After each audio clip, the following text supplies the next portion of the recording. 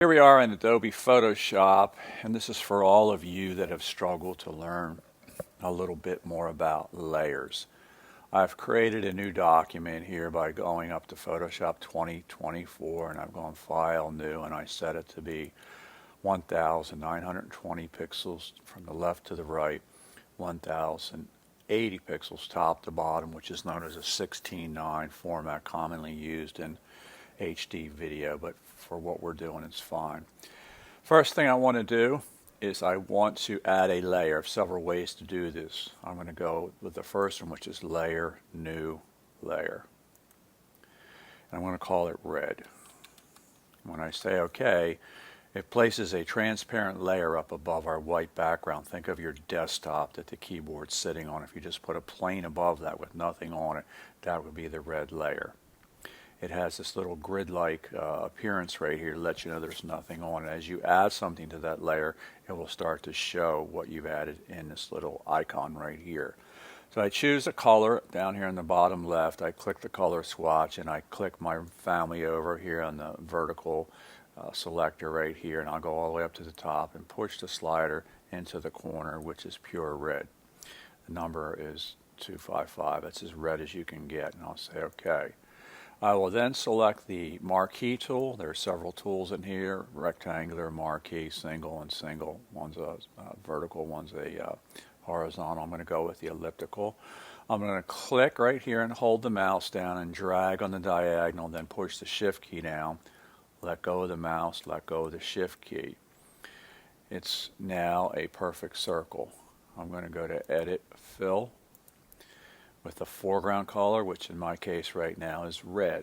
When I say OK, it puts red in there. The marching ants are a selector that says the area inside is live, the area outside is deselected or not live. So there's my first layer. I can get inside of the circle right here, and I can move this over like this if I want. I'm going to create another layer. This time I'm going to go to the Layers panel. If you don't see it, it's Window, Layers. Make sure it's checked right there. This is the Layers panel. It's typically partnered with the channels and the paths. I'm not using those today, so I just kind of plucked it off of there and put it here by its lonesome. I'm going to just create a new layer by going down to the bottom next to the trash can of the Layers panel. I'm going to click once. It doesn't name it, so I'm just going to double click the word Layer 1 and call it green. Hit the Return or Enter key, and I have a blank layer up here. So if you didn't have the selection, if you deselected it by going up here to Select, Deselect, you could always drag it out again. It doesn't matter about size. This is just for you to get the idea again. Marquee tool, click and drag, hold the shift key down, let go. So again, if you deselect it, select, deselect, you can come up and you can easily recreate it and just drag it with the shift key. You can make it as big or small as you want it. And then I've got to get my green color. So I click on the swatch over here. You can go on the top right where the color palette is. And I go into the green family right here and I pick a green that I like. It could be any green. If you go to 255 for your green value down here, it's pure green. I'll put a 0 in there. And I'll say OK. I can fill it again. Edit, Fill, with the foreground color, which is green. Going to get inside of it. With each one of these tools, you have different options along the horizontal above my image here. This one here is the normal selection for the marquee. This one here is Add. This is Subtract, and this is Intersect. So what does that mean? If I go to Add over here, the second one kind of underneath the File, a little bit to the side, and I just drag out, I get a little plus sign, and I can add to the selection. I can make the selection as big as I want it. If I go to Subtract over here, I can come in and I can subtract off areas, and it's just this area right here that's live. This one here, whatever is common to both, if I do something like this, whatever's common to the one I'm drawing now and the preceding one, that's all that remains. I'll deselect it with the button here. It's another way to deselect. Personally, I use the command D right here for deselect. Windows, it's Control D. It's worthwhile to memorize that one there. So I'll just draw out my third and final circle here, holding the shift key down, let go. Change my color over here to blue. I know that I want to have 255 as the number right here. That's a perfect blue. And I'll create a new layer again just by going over here to the plus sign next to the trash can, and I'll double click the word layer 1, and I'll just call it blue. And I'll fill it with the foreground color, edit fill right here. You can also fill it down along the bottom here, but I'll go old school fill with the foreground color, and there's my blue right there. I'll deselect it with Command D, Control D if you're on the PC. So with layers, you can see now that we've got our background. Again, think tabletop. Red is on the bottom. Green is on top of that. Notice the stacking over here. This is the legend. The layers panel is your legend. Blue is on top. If I get the move tool, which is the top tool, and I move it around, I can move it around any which way that I want. I can click on green and I can move green around if I have auto select checked up here underneath the word Photoshop 2024. Right there, it automatically selects the corresponding layer over here. If I click on red, it selects red. If that's off, what happens is right now what's highlighted is red. If I go to move green, it's going to move red. So you always want to make sure that auto-select is checked right here. So that way you can move these guys any way that you want to, or anywhere that you want to, without having a problem. If you want to put green on the top, click the word green, push it up to the top. You'll see a pale blue line, and when it appears above blue, let go. Green is now on the top right here. You want to move two around, hold the Command or Control key and click on red and green. So now when you move it, you move these two. You can lock them. There's a lot of stuff you can do. On the left, there's an eraser key, letter E over here. You can come in and you can select the green. You can erase part of the green if you want. Just erase it like that. I'll back it up with Control Z, Command Z on the Mac. So then the next question is, how do we get an image in? You have several ways to get an image in over here. You can get on the Move tool, and you can say File, Place right here. Place Embedded or Place Linked. Linked, I prefer Place Embedded. Just embeds it into the document. It comes up, says, where's your image? You locate your image. This one here is a shot of the Northern Lights, and I say Place. It places the image in over here. Notice it's on top of the other things. That's how the stacking order works. White, red, blue, green, and then my image. You can't leave this box around this. You have to say cancel up here in the top right in the center, or check mark. There's my image. If I want that to be underneath, what do? Grab Norway, pull it down underneath. If I want to make it bigger, make sure I'm on the Norway layer. Go to Edit, Transform, Scale. Key letter for that is Control or Command T for transform. I can make this image as big or as small as I want. Just move it around to where you want it, right there. Then I hit the check mark. That commits to change right there. So I've got our shapes. We've got all this stuff going on. If I want to put some type in here, suppose I'm doing an invitation, I can select a color, which I'll just use purple.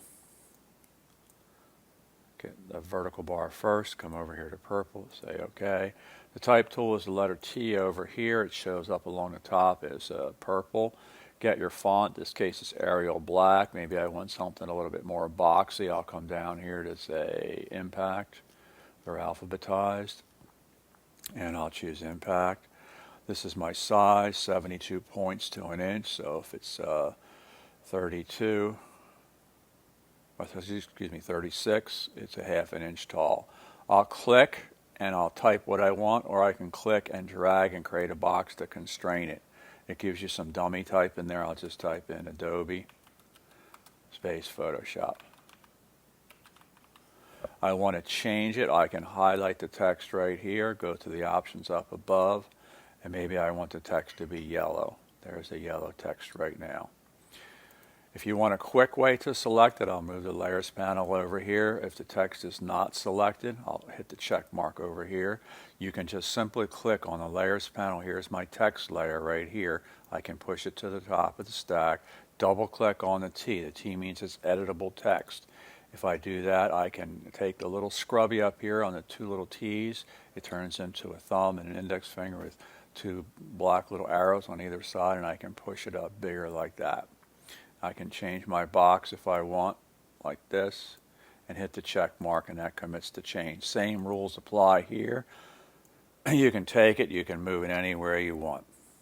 You want to rotate it, Command T, Control T, get outside the box, rotate it any way you want, like that.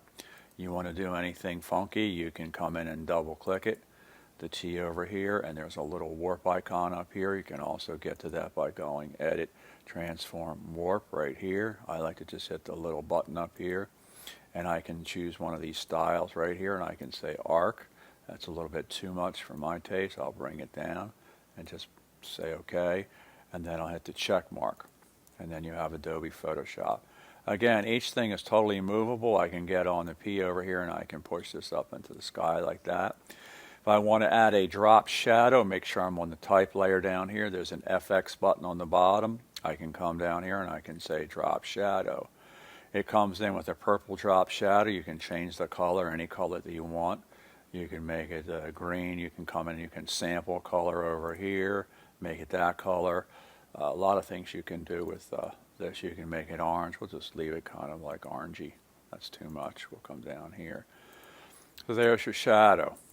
It's non-destructive, meaning if you don't like it, you can just throw away, grab effects, pull it down into the trash, and the effect goes away. I'll back it up with Command Z or Control Z if you're on the PC. If you turn it off, it won't print. What you see is what you get. This will print. You turn it on, this is what will print. You want to change it. You don't like the color, double click on the word drop shadow, brings the box back up.